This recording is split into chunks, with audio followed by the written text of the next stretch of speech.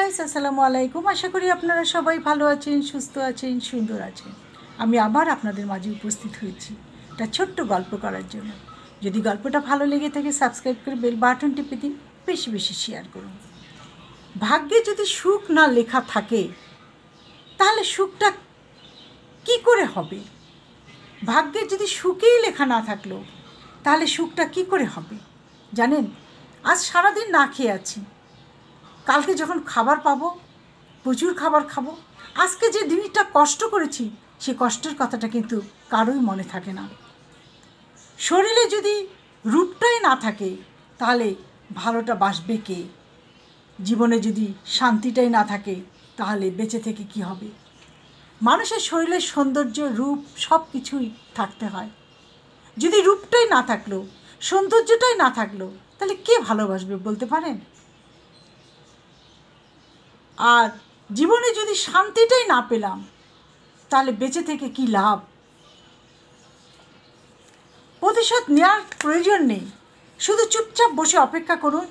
যারা আপনাকে আঘাত করেছে তারা নিজেরাই শাস্তি পাবে।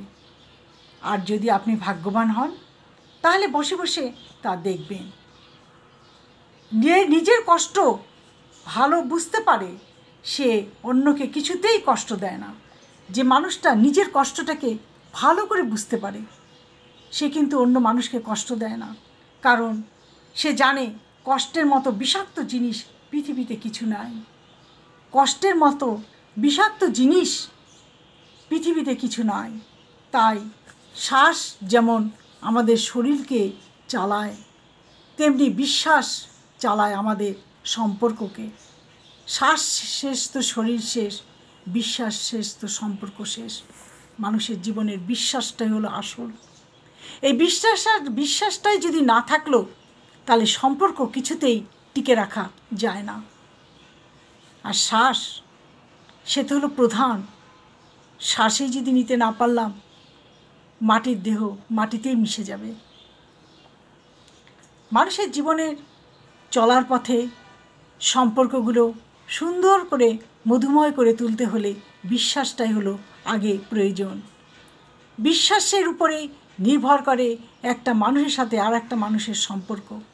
সে বিশ্বাসটা যদি ভেঙে যায় তাহলে সে মানুষের সম্পর্ক বলে আর কিছুই থাকে না, কারণ বিশ্বাস ভেঙে গেলে সব কিছুই ভেঙে যায়, মনোবল ভেঙে যায়। প্রতিশোধ নেওয়ার কোনো প্রয়োজন হয় না, কারণ প্রতিশোধ নিতে গেলে বিপদের সংখ্যাই থেকে যায়। যে আঘাত করবে সে যদি শক্তিশালী হয় তার কাছে প্রতিশোধ নেওয়া যায় না। আল্লাহর হাতে ছেড়ে দিন আর বসে বসে অপেক্ষা করুন। দেখবেন আপনি আপনার নিজের চোখেই তার সেই আপনার প্রতিশোধের আগুনে সে কীভাবে জ্বলছে তা আপনি দেখতে পারবেন। তার শাস্তি সে পাবেই। শাস্তিবিহীন মানুষ কোনো দিন থাকে না।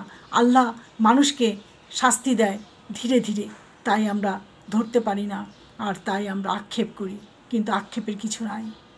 আল্লাহ মানুষের শাস্তি ঠিকই দেন, যাকে যেভাবে দেওয়ার দরকার। যার প্রচুর আছে তাকেও দিতে থাকেন, যার নাই তাকেও দিতে থাকেন।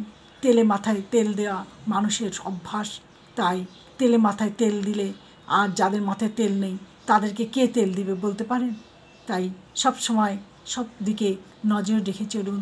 আপনার শক্তি সামর্থ্য দিয়ে দরিদ্র অসহায়কে সাহায্য করুন, তাদের পাশে দাঁড়ান। আজ এই পর্যন্ত। ভালো থাকেন, সুস্থ থাকেন। আল্লাহ হাফেজ।